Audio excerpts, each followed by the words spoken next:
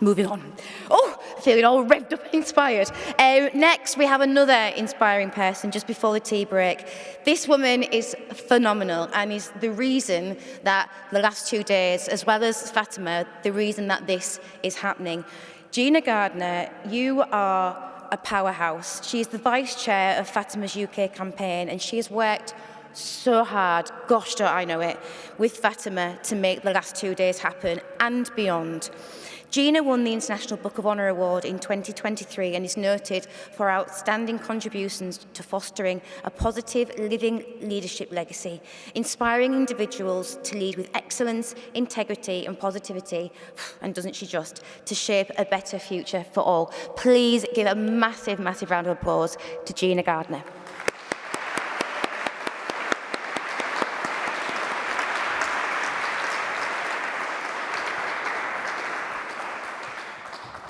Those of you that were here yesterday will know that I was a head teacher for 20 years, but I left headship in 2004, mainly because of my health.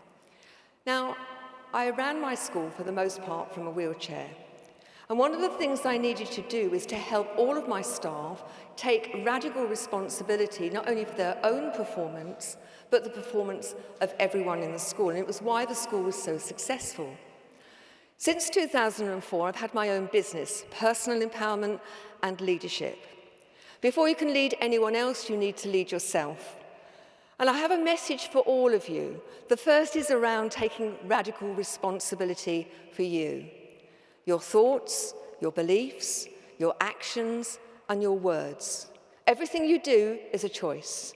And even not taking a choice, letting things drift, letting things continue, is a choice. And it's often then that the consequences are most far-reaching. Taking responsibility for you means you're never going to be a victim. You can only be a victim when you allow other people to make your choices for you. And it's not the challenge that defines you. I've learned to walk twice as an adult. Let me tell you, it's a lot more difficult as an adult because it's a long way down and you've got no nappy giving you a bit of padding. But if you choose that you are going to take radical responsibility for you, then you're never going to be a victim. You are the author of your own life story. If you're going to be the author of your own life story, why don't you give yourself a great part? You're only a victim if you choose to be. Now, does that mean that life isn't difficult? And we've heard so many testimonies that many people in this room and the thousands of people that we know that have been through the care system have had a really challenging time. We heard yesterday afternoon on the panel that I was privileged to lead just how many people have made an amazing success of their life, even though they have had the most incredible challenges. But the second thing I want to talk to you about today is legacy. When you talk about legacy, most people talk about as parents leaving their kids their house or setting up a charity and allowing that to go on after they die. But I want to talk to you about living legacy, because every moment of every day you are leaving a living legacy in the language you use, in the actions you take. Language is so powerful. I talk about language and the power of language all the time, but I had a really good lesson, pulled me up short, because I was talking about early intervention. And I was putting the program together and talking about early intervention, and I had a conversation with someone. My interpretation in the context of this for early intervention was all about before children go into care. But then somebody else had a very different idea, and so it brought me up short, and it reminded me that the language that we use leaves a legacy. Think of the word thank you. There are so many people here to thank. But even that little word, we can leave a legacy that is positive or negative. Thank you.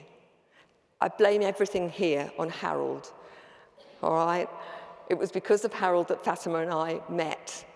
That and the fact that it was late finishing, we went off in a taxi to Liverpool Street Station and we started to talk.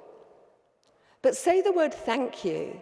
Say it as if you mean it. Thank you. Thank you all for coming. Thank for all the helpers, all the speakers. But what's the different legacy that the word thank you? Different legacy, same word. Be mindful. Take responsibility for the words you use, the actions you take. Today is the catalyst. My concern is what's going to happen now? We've had, so far, a day and a quarter. Fantastic. But I am charging you, challenging you. You have a part to play. Please sign the petition if you haven't already. That's going to go to government. We're going out to the public. Spread the word. Get other people to sign the petition. Really read what's there, because every one of those, even one of those, is going to make a difference. And if you're sitting there thinking, well, I'm only me, I can't do anything, that's not true. Spend the night in a room with a mosquito and know that small things can have a very profound impact, okay? I hope through the rest of the day that you will spend the time connecting with other people. One of the amazing things about feedback has been how many people have connected with people and organisations that they either didn't know or hadn't had the opportunity to do. I was speaking to the Foster Choir. They're going to be singing to you at lunchtime. And we spoke to them several months ago, and they just got going, and they were doing well. But out of the conversation and knowing they were coming here, they've had publicity, they've had the opportunity to sing in so many places. What a legacy if all of you then said, well, what about having a Foster Choir in our area? Because it's not just about the singing, it's about the support, it's about that sense of togetherness. We're going to listen to Quorum in a moment, and my apologies for spelling Quorum wrong. The program's been a bit of an issue.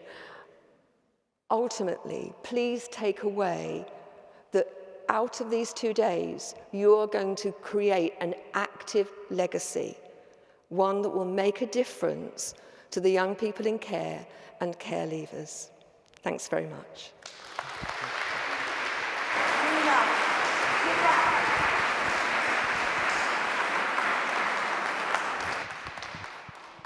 So that was my cue to say, thank you. Look, so, Gina, this is not in the programme, but I personally would not be able to have completed this summit and Fatma's UK campaign without Gina, and she's been right beside me right the way through this. We're two sides of a coin, and I'd just like to say a really big thank you to her, Gina. You've been an amazing, your work has been relentless. It's equally matched my work ethos, but also the tireless, efforts that have had to go on. And we burnt the midnight oil, okay, and we said we promised ourselves once this has been and gone, we're going to sit in a quiet, darkened room and have an intravenous gin and tonic drip. For a week. For a week, yeah. But no, Gina's been a great, I've gained a great friend as well, so I want to just say a very big thank you to Gina for all what she's done. So can we give her a round of applause?